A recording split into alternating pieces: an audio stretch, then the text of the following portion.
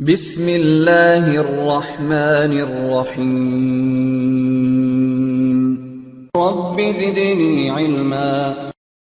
So probably the next thing we'll try to get into the vManage and we'll make some changes, like we'll try to configure the organization name, and also we will be configuring the vBond IP address. Now this is something you have to do before you start, especially when you before the next step we'll be generating some kind of CSR certificates having request, and for that you must configure the name of your organization, because when you're generating the CSR, the organization name will be included in that. So as per that, we need to make sure that the organization name and the vBond is configured. So to make some changes, we need to get into this administration option on the left side, and from the administration we get into the settings. Now when I click onto the settings, I should see a page where we can make changes relating to the vManage. Like here you can see the organization name is blank. So what I'm going to do is I'm going to edit and type in the organization name. So this is something we did already in your CLI from the CLI side, but also we need to make sure that it is also configured here as well. So the organization name is NOA. That's what we have given. And also we need to specify the vBond IP address.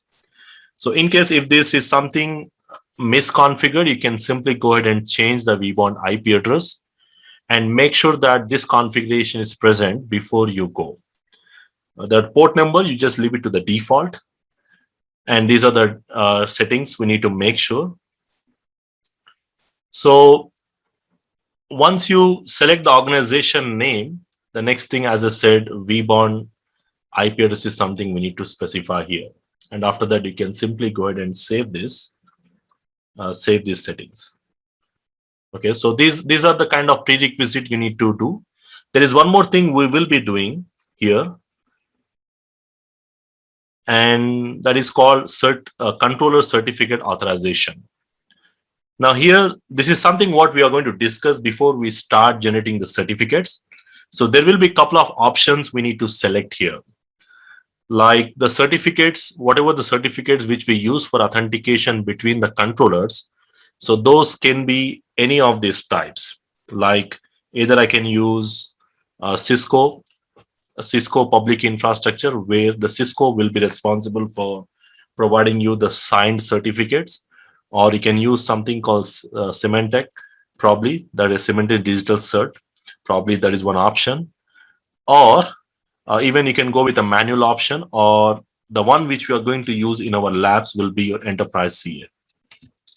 So we'll be seeing these options a little bit later on, but at this point of time, we'll be configuring the certificate changes. You can just click on proceed. And once you provide these things, then probably there will be some few other information you need to add here.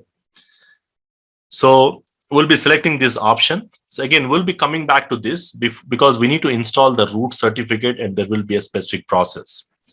So before we come to this option, we'll try to discuss these options a little bit overview, and then we'll start the controller certificate authorization options.